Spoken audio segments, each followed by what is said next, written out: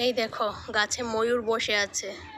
আগে তো ময়ূর দেখার জন্য চিড়িয়াখানায় যেতাম, এখন আর চিড়িয়াখানায় যেতে হবে না, আমাদের আশেপাশে ময়ূর ঘোরাঘুরি করে। 5-6টা ময়ূর আছে, তো ডেইলি সকালে এখানে ময়ূর ঘোরাঘুরি করে। এই যে এখন গাছে বসে আছে, দুটো ময়ূর বসে আছে এখন।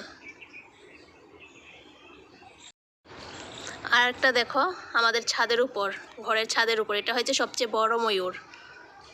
আর বাকি আগের দুটো যে দেখেছিলাম ওটা একটু ছোট বাচ্চা, কিন্তু এটা হয়েছে সবচেয়ে বড় ময়ূর। বুঝতে পারলে? এই যে হয়েছে আমাদের ঘর, আর ঘরের ছাদের উপর দেখো বসে আছে। মাঝে মধ্যে ছাদের মধ্যেও আসে, মানে এখানেও আসে। অনেক সময় দেখা যায়, অনেক সময় দেখা যায় না, সব সময় আসে না। মানুষ যখন সামনে থাকে তখন তো আসে না। এই দেখো কত সুন্দর, লেজটা কি বড়, চলে গেছে ওইদিকে। এই যে এই সিঁড়ি দিয়ে উপরে তো জলের ট্যাঙ্কি আছে, এদিক দিয়ে উপরে গেলে, উপরে মানে জলের ট্যাঙ্কি যে এই ছাদে গেলে মনে হয় ময়ূরটা দেখা যাবে। বুঝতে পারলে? আগে তো ময়ূর দেখার জন্য চিড়িয়াখানায় যেতে হতো, এখন আর যেতে হয় না, ঘরে থেকেই ময়ূর দেখা যায়।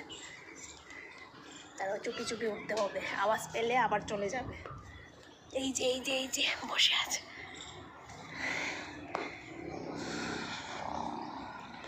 এই যে জলের ট্যাঙ্কির পেছনে লুকিয়ে গেছে। কোথায় গেল? ওই দেখো গাছে উড়ে চলে গেছে, দেখেছো?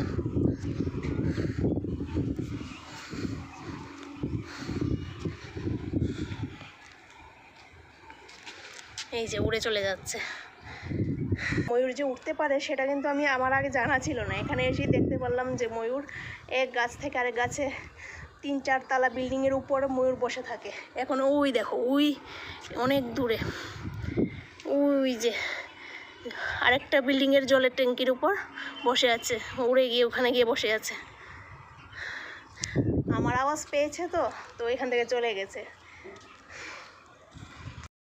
এই গাছটা হয়েছে ওদের রাত্রের বাসস্থান, মানে রাত্রের আশ্রয়। রাত্রে ওরা এখানে এসেই ঘুমায়। সন্ধ্যা এখনও হয়নি, যখন অন্ধকার নেমে আসবে তখন এই গাছেই এসে ওরা বসে থাকে। ওরা ডাকতে ডাকতে এখানে এসে বসে রাত্রেবেলা এখানে এসে ঘুমায়। আবার ভোর 5টার দিকে আবার আওয়াজ শোনা যায় ওদের, মানে তখন এখান থেকে উড়ে চলে যায় অন্যদিকে। মাঝে মধ্যে থাকে, আবার অন্য সময় উড়ে চলে যায়। এই যে ওদের রাত্রের ঘুমানোর জায়গা এই গাছটা।